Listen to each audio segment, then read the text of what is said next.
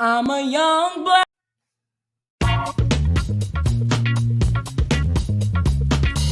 Welcome back to Funky Politics, the hardest hitting political show on the planet. Hey, just as the commercial stated, I am DC, and you are right. You're right here. You're going to have an eargasm. You're going to have an eyegasm today. You are joining me right here on Funky Politics. And you know what? Funky Politics without any chaser is nothing but funky. And it's going to be really strong today, y'all. It's going to be really strong. Oh, wow. Where do we go? Oh, let's talk about this thing. The president, 45. This guy must think that we're straight fools. I don't understand anything he does. And I say that on this program all the time. And I want to make sure you all are not taking it for granted. So he brings back all these cadets, 1,000 cadets, graduating seniors or cadets out of the West Point Military Academy, right? He brings them back, and they're all socially distanced by seating and so forth. Of course, 18 had to go into isolation because of they got the COVID-19. But anyway, that's a whole nother different story. So all of a sudden, he's giving his address, and he's talking about this, he's talking about that, he's all of his platitudes, and then he takes a sip of water. Have you ever seen anybody take a glass of water, take it up with one hand, and then take the other hand and shove it up to it? That's the weirdest stuff I've ever seen in my life. I don't even understand, how do you do that? And that's not the first time he's done that. But skipping that. And then as he's walking down the ramp, he's walking down with one of the generals down the ramp. I don't know, and I want to be very careful when I say this. I don't wish any ill will on the president. The office of the president, to me, as an American, is sacred. It's a sacred office. I wish the person who's sitting in charge of that office right now, he would see it as a very sacred office. But hey, that's how we are right now. But I don't want anything to happen to him. I think November 3rd will tell the story of what the American people want him to know, and so I don't want any harm to come to him. But for a man to walk as gingerly as he did down those stairs, y'all, there's got to be something that's going on with our president that they're not revealing. He just finished an 18-month physical. I lie to you not. He started a physical 18 months ago. He completed it at the end of May. And, of course, they've not told us anything other than he's 6'3", and he's 244 pounds. Heck, I'm 5'9", and I'm 300 pounds. Well, and that's wet. But anyway, as I was saying, let's get on this. No cap on that. Let's go. Another thing, Ben Carson, just the other day, he thought that the shooting of Mr. Rayshard Brooks was, in his terms, well, it was not the same as the killing of George Floyd. I think a lot of us will kind of feel what he was saying, and I understand. He said it wasn't as cut and dry. Let's all agree that Mr. Brooks was not feeling being arrested. He probably didn't know if he would make it to the precinct anyway, right? But I think we need to take it a step further. And the step further is that the young man, over a traffic stop of being on private property, sleep in a line at Wendy's, should not be your death sentence, right? And I think that's what we're all talking about. So Secretary of HUD, of all the people they got out talking about this, Secretary of HUD, Dr. Carson, hey man, reserve a little bit of that flavor for the kitchen back there when you go to serve at the White House, because we ain't hearing that in the Black community right now. We've got too many, oh God, unknowns out there. And I'm going to say this again. I've got great friends. Milton Bonds is one of them. Reggie Hubbard's another one of them. Great men who are law enforcement officials and who do wonderful work in our communities around this country. And I will say this, and I will speak up for those guys. I know they're very, very good law enforcement officials. But I'll say this also, for every good one, there's also some bad ones as well, right? So we're going to stay in prayer for our citizens, but we also make sure we hold up our officers to a level, a goal that we want to see them at, and that is to be the stand-up officers that they are, right? Jerron Smith, just he came out the other day. Funny thing, we've all been hearing about Jerron. Jerron is the executive assistant to the president. He's a liaison, and you rarely see him, but the guy came out on Fox News the other day, and he was trying to explain to the viewers how this president has been very good for the African-American community, or the Black community is what I like to call it. And I'm thinking to myself, Jerron, you were outed by Kellyanne Conway about 2 years ago, which is really funny. And no one saw him, but all of a sudden now they're rolling him out. I thought that was a little funny, but check him out, y'all. Jerron Smith, he is the liaison with the president's office. I think his office is in the old executive office building, which is where the vice president's office is. But hey, they say he's an assistant to the president. Who knows? Anyway, on today's show, we have Kimberly Gray. She is the District 2 City Councilwoman for the city of Richmond, Virginia. Yeah, that's right, y'all. The Richmond, Virginia. We ain't going to even talk about, well, no, we will talk about Richmond, Virginia. We want to talk with her about equity. She was on the school board. She's on the city council right now. We want to talk to her about what it looks like, what education equity looks like in Richmond for the citizens there. And we also want to talk about one of the major things is, of course, they have the Avenue of Monuments there, where Robert E. Lee sits on this horse atop the monument, and there you go. But anyway, getting out of here, I'll tell you what, we'll be right back. We're going to bring in Miss Kimberly Gray, and have a little talk with her here today on Funky Politics. Be right back. I'm a young black man doing all that I can to stand. Oh, but when I look around and I see what's being done to my kind, every day I'm being hunted as prey. My people don't want no trouble. We've had enough struggle. I just wanna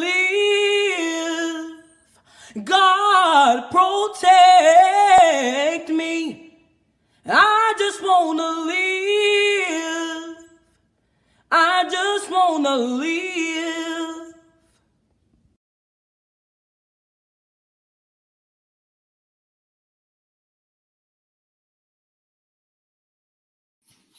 Powerful, powerful, powerful. Welcome to Funky Politics there, Councilwoman Gray. How are you?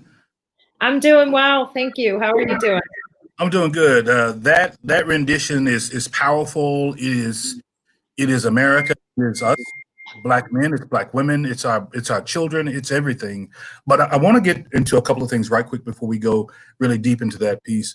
I want to talk to you, and you sat on the school board in the city of Richmond for some time. I want to talk to you about how you got started in activism and how you got into education equity in terms of being on the board there in Richmond. So I'm a mom first. I had 5 students in Richmond Public Schools, and I would call my school board member and not get the response I expected and deserved, and decided, and I never thought I was going to win this election, but I decided I was going to run against her and prove a point that, my side of the district can no longer be ignored. We were lacking in resources. I had 5 students and my 5 kids in 4 different schools, trying to get them the best educations that the public school system could afford them. So as a single parent working sometimes 2 jobs, sometimes I even picked up a 3rd job doing stuff. It's very difficult to raise children and get them the quality education in the public school district. So I challenged her on a bunch of issues and somehow handedly beat her in every single precinct, which knowing the district that I represent, that was no small feat. She was vice chair of the school board, very entrenched in the political scene, and a white attorney from the more prominent side of the district. So it's a majority white district, wow. But I think the message resonated with other families who are faced with similar educational challenges when they engage with our public school system. Well, I want to stay there for just a second. I noticed that not only you're currently a city council member, but apparently there's some lady with your name that's running for mayor of, I'm assuming, was that Richmond, California, but I assume that there's some lady by the name of Kim Gray running for mayor. Tell me what inspired you to say, hey, look, I've done the school board, and which to me sounds like a natural progression anyway, but I want our listeners and our viewers to understand, what was the inspiration behind the fact that I said, well, I think now I'm ready to go from education equity, not leaving it, go to city council where I know I can work on a lot more other issues like poverty issues in our community, but now I want to be mayor. How have you gotten there, Kim? So on the school board, we didn't have taxing authority. We had to beg every year for a budget. When I came on the school board, it was 2009. The markets had crashed. We had to cut $26 million out of our school budget. It was a significant cuts made. teacher furloughs. And so I jumped in head first into school budgeting and did that for 2 terms, 8 full years. And I learned on the school board, the golden rule: he who has the gold rules. And really, if we want equity in our schools, it's about resource allocation, where those dollars are going and how they're being utilized to either promote our children and help them reach their fullest potential or hold them back.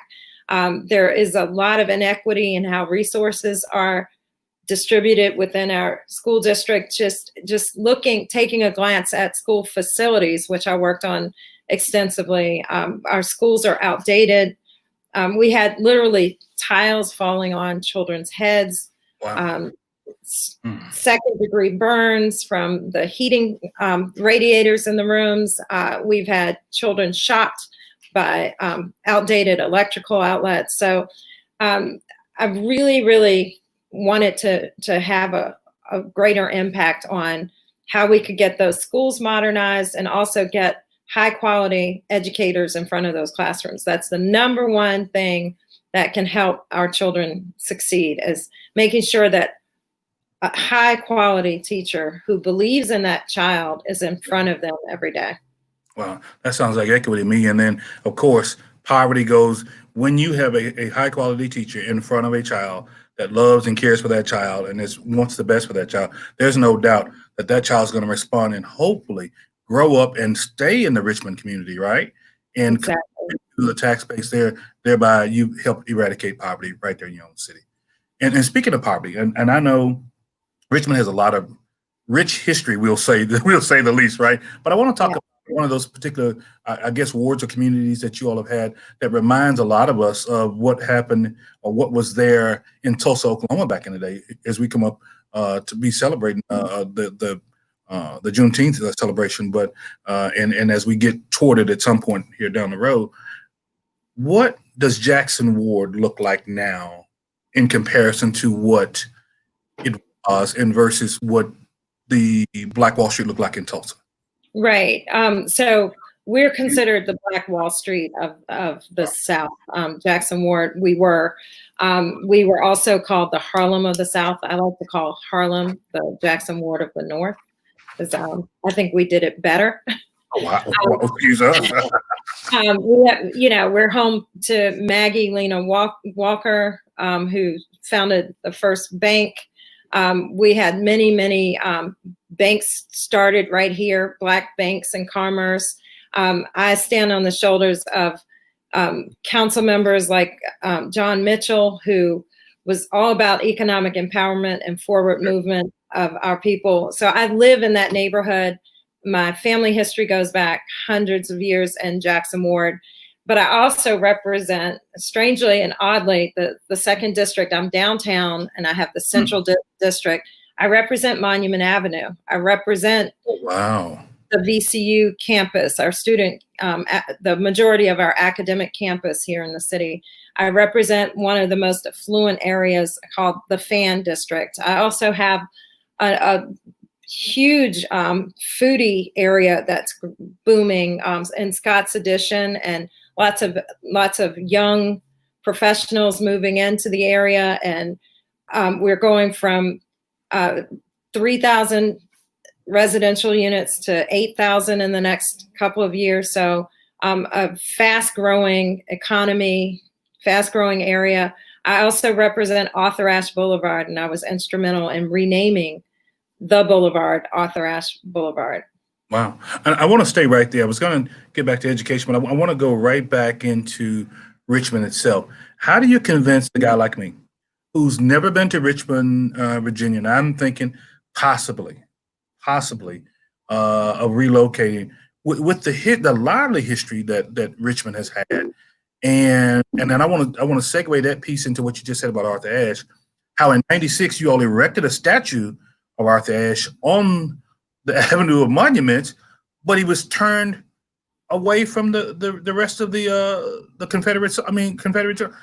I don't know, how did you juxtapose that to Black folk? I'm sorry, let me get at it. Black folk who may want to find Richmond as a home.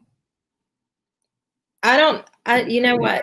Until that was brought to my attention. It's never stood out to me that he has his back to those other monuments. Maybe that was some of the artist's interpretation of how Arthur Ashe felt about Richmond. Arthur Ashe Boulevard, he played the first Davis Cup tournament there in the 60s on tennis courts that he wasn't allowed to play on as a young person. So that Richmond has a lot of, and from talking to his family members, Richmond had a lot of real hurtful and painful history for Arthur Ashe, and maybe he would have turned his back on those monuments. I don't know, but it's an interesting observation. Well, and I think and I didn't look at it that way, but that is something to think about, because I've looked at the history of your city, and I see where Democrats basically have run. It's a Democratic city, in terms of you can vote in blue or red. It appears that Richmond has been blue for, looks like, better than 20 plus years. Yes. With that in mind, you all sit between, of course, Williamsburg and Charlottesville, and the Commonwealth itself, with Governor Northam, I think, stepping up, saying he wants to see the Robert E. Lee statue come down. How are you all working to keep that youthful talent we talked about a moment ago? I mean, because when I think about Richmond, I don't really think about I've got a 20-year-old daughter who will be graduating next year from Tennessee State. I don't think about I'm going to move to Richmond, Virginia to relocate to work. I mean, so what's the plug to get those young folks to stay and either to come? Well, it's hard to make that sale during our COVID-19 pandemic. But we are a city of arts and culture, and we're a foodie town. We've got breweries, distilleries. We've got lots of activity. And we've got VCU, which I think brings a lot of young talent into the city and grows them. And to live here is to love Richmond. I'm from here, but I've traveled around to other places, and we're so unique in our history and our culture, and there's always something to be discovered. Just like I never noticed Arthur Ashe had his back to the other monuments. That's kind of a cool thing. Yeah. I think it's just a great city to be in. If you're a creative person, we have so many people that fit right into that creativity. We have great jobs. Our economy is such that you can affordably live and live well. Get around we're 60 square miles. You can get from one end to the other very quickly. We don't have a lot of traffic problems and congestion. We have infrastructure that's going in to help with pedestrian and bike mobility. So I think there's so much to be desired. Our parks are amazing. We've got a river running through the city that has level 4 rapids. So anyone who has interest in the outdoors or in being a foodie or just having a lot of fun, it's a fun place. We're pretty low key.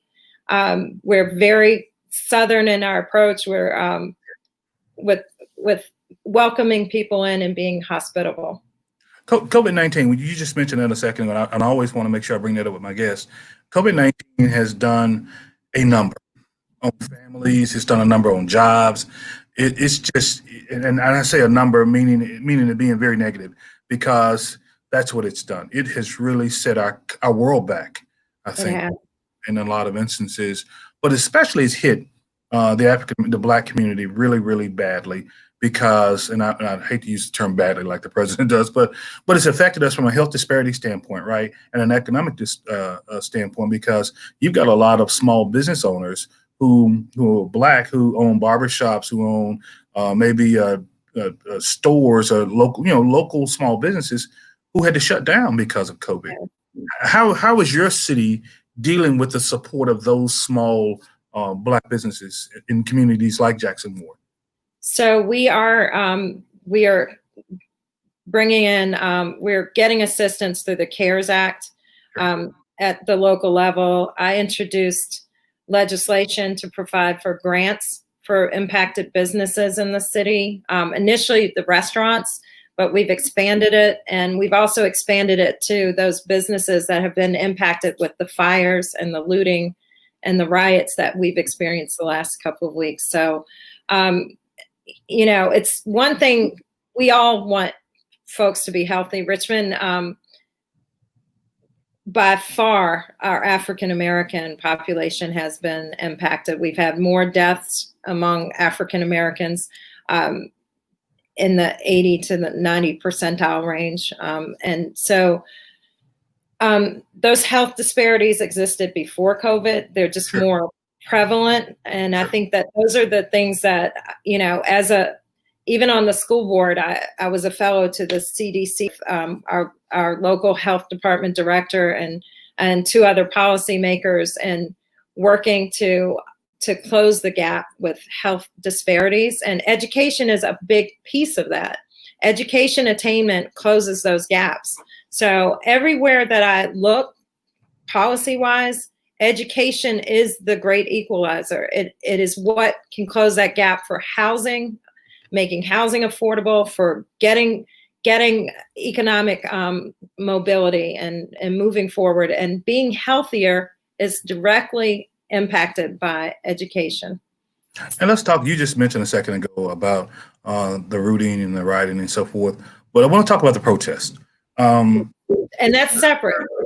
Yeah, and of course, and that is separate. And I want to make sure that you're not saying that that's all that's occurred, because I know that's not what you said. No, I support the protest. Yeah, but the right, as Dr. King said, the right to protest is there. So what we're seeing around the country, and have you all had a discussion as a council at all about, and I want to take this term away because I don't believe that when they said it, they meant it like they said it, defund the police department.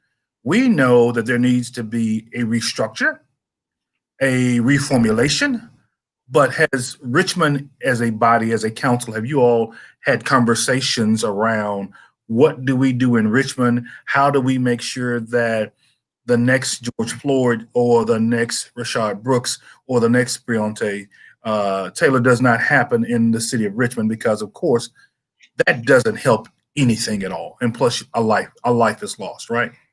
Right. I serve on the Public Safety Committee, and for the past several months, I've been meeting with the group that formulated in connection with the university here. It's called the Richmond Transparency and Accountability Project, and it's research-based. And I've been working with that group to organize community around what we want to see with our police, with respect to our police department. So definitely, there are reforms needed.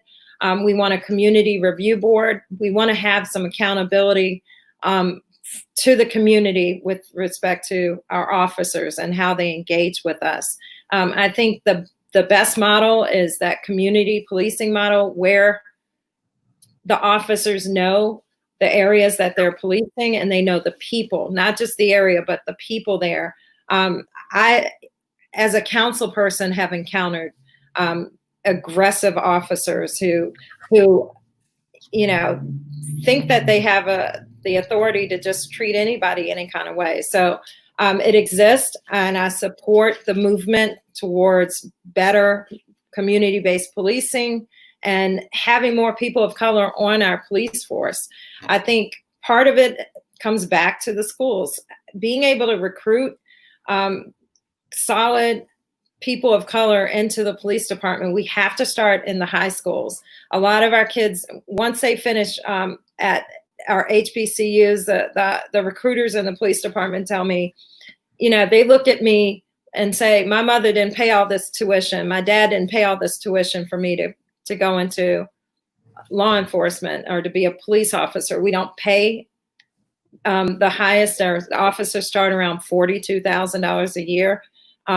I think that reaching into our schools and encouraging students to learn about careers and not just in law enforcement, but firefighting and becoming EMTs, and having a program in place so that when they get out, they can pass the backgrounds. They don't have drugs in their system, and they don't have things that are going on in their credit that would prevent them from being able to move forward. So I think we got to get to our young people early, and that's going to be the way that we change the face of our police force, so it's more reflective of the citizens in our city. You know, there is I know locally here in my town, there is an effort afront to what they call ban the box. And I don't know if this has gotten to Richmond, but the ban the box piece really basically talks about, you just mentioned credit. Number one, credit, and also, minor charges. If a person who's had some incarceration or what have you. Now, I'm not saying that you put a bank robber in the treasurer's office, right? Right. So I don't think anybody's saying that, but to say that a person who has done something can't be a public servant, I think is probably detrimental, and I think that hurts a lot in the Black community, whereby you may have some folks who are credit challenged. 2009 has still rung really solid with a lot of people in the communities in our country, and then on top of that, now you have COVID, who set a lot of folks back. So Yeah. Richmond will be able to address, and you're successful, hopefully as mayor, you'll be able to address some of those issues in those communities in terms of equity, where looking at changing some of the rules, because the rules were set out there for a reason, so to speak. Right, Kim? And They are. yeah, And, I think, sorry. just one example, a young man stopped by my campaign office yesterday who spent 12 years incarcerated, has turned his life around, wants to mentor young people and redirect them who he sees going down that path. And he signed up for the current mayor's program to mentor, and he was told very quickly, because of his drug charge and incarceration, he's never had any issues with harming a person or child nothing like that. But because of his background, he's unable to work with young people within our school district. So I think that there has to be somewhat of a reality check, because many of our men who are coming home who want to make a difference in a structured way need to be afforded that opportunity. Well, you know something, Kim, as an elected official, I want to make sure that, and I know it sounds like you already know this, and having kids yourself, and I've got them, but a lot of our guys that are coming back to these communities, when they left, they were respected. When they come back, they're even more respected. And I don't know why the large institutions don't recognize it and say, how do we use this guy's talent or his or her ability to touch lives? Exactly. Right. The school system needs to use every damn tool they got. Yes. Like kids not graduating at large percentage points, right, Kim? So we need anybody. If I got a guy who's done time for 20 years, but he can tell that boy, man, get your life together and get back in school. Well, hell, he'll listen to him before he listens to me. Yep. We've got to be able to take those opportunities and leverage them. Sure. Well, hey, before you got any parting thoughts on anything that's going on? I mean, as you just told us that really, well, let me ask you this first. Richmond, you all have had, I've seen in the news lately, you've had some pretty tough protests here lately. And I think there were some things that were some tear gas or something was released on some of the protesters. I got to ask you this question. Releasing tear gas on peaceful protesters in our country, if I give you an order to leave, but you have the right to protest, why should I be gassed, Kim? Well, I don't even think that was the circumstance, and they weren't ordered to leave. It was before the curfew, long before the curfew ended. I think someone reacted in the wrong way and released that tear gas, and then it just set off a chain reaction. It's unacceptable. There were children out there. They were traumatized from the whole event. And when those things explode, they're pretty loud. I was out. I've been tear gassed a couple of times in the past couple of weeks. But you really don't get a lot of warning. Sometimes, something could be going on that's out of my sight line, and an officer gets cornered, and they utilize that tear gas, and anybody in that area And it's pretty intense when you get hit with that smoke. I was in direct fire of tear gas, but it's unacceptable for peaceful people at any level to be met with aggression. Yes, I think that there are people who've infiltrated the movement and are using it to do a lot of harm to our community, a lot of damage, and I think they should be dealt with the law. I couldn't even drive down a street yesterday. There was a gang of kids, on young 20-something-year-old to 30-something-year-old white guys, telling me I couldn't go down a street in my neighborhood. They had blocked it. They're setting fires. And I'm in Jackson Ward. They are trying to burn historically Black businesses. They've looted my local dentist office, has been here over 30 years serving the Black community, a Black dentist. They've Waller Jewelers, 120-year-old jewelry store that's been here, owned by a Black business owner, was robbed. They hit him twice. So we're feeling it worse in our community. Where our pharmacy has been burned down, our bank has been completely looted and destroyed. And I have elderly folks in my neighborhood that I want to look after and make sure that they are getting their needs met. It's very scary and it's very dangerous. So I think that everything comes with balance. And if you are out there peacefully, but there are people in your group who start branching off and starting fires and doing these things, it's time to leave. It's time to go, because we can't guarantee, when they're firing off gunshots. I talked to a young man yesterday who was shot during one of our protests. Wow. Driving away. He saw that these kids were getting out of hand. And he was shot in his car driving away from all the action. Young African-American male, and he's financially devastated. He spent 2 weeks in the hospital. So, you got to pay attention to what's going on around you, who's around you. And all of this activity is being taken advantage of. The protests that are genuinely about George Floyd. There are folks infiltrating those groups that are taking advantage of the activities to do damage and harm to our African-American communities and other communities as well. I'll say this also, and just as you said that they're infiltrating these peaceful protesters, we've had some bad apples to infiltrate our police department too, haven't we? And so, absolutely. And they've all got to go.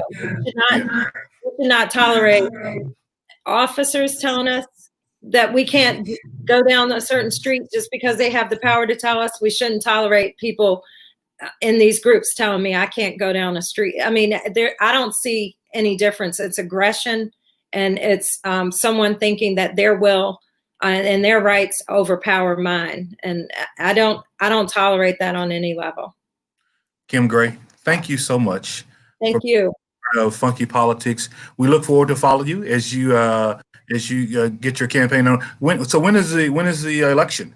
When is November? We got a November election, and it's by the way, uncharted territory. We're going through this with all precaution with respect to COVID-19 and making sure we keep people safe and still get our message out. So thank you for having me.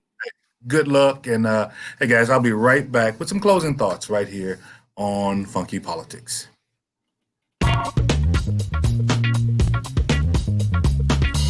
Welcome back to Funky Politics, the hardest hitting political show on the planet. We have on today's show Kimberly Harrison Hicks, founder and CEO of Good Beauty Skincare, a company that has launched products formulated for the melanin-enriched skin. But prior to that, she served as Chief Marketing Officer for a multicultural hair care portfolio supported by El Cateron company. She's done work for Unilever, Coty, L'Oreal, and of course Coca-Cola company.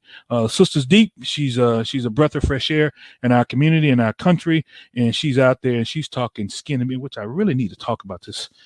My skin is really dry. But anyway, we'll be right back with more Kimberly Harrison Hicks right here on Funky Politics.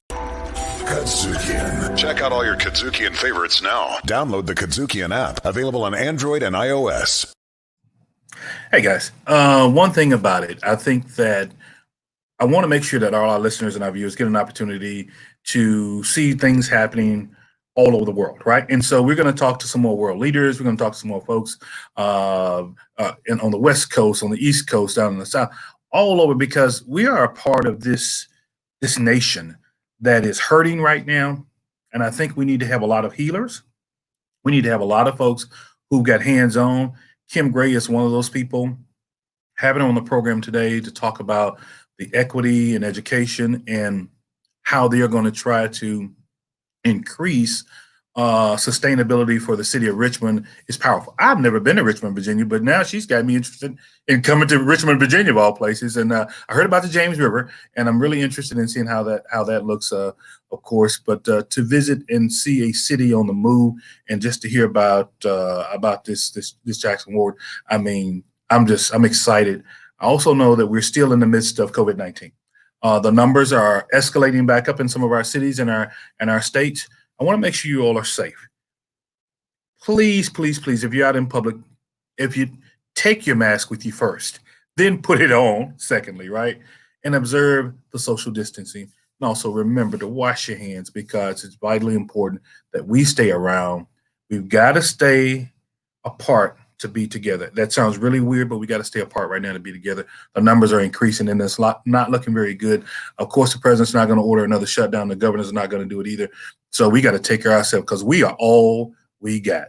And that's all I got to say right here on Funky Politics, where we keep it real, we keep it right, and we show up, keep it funky. I am out of here.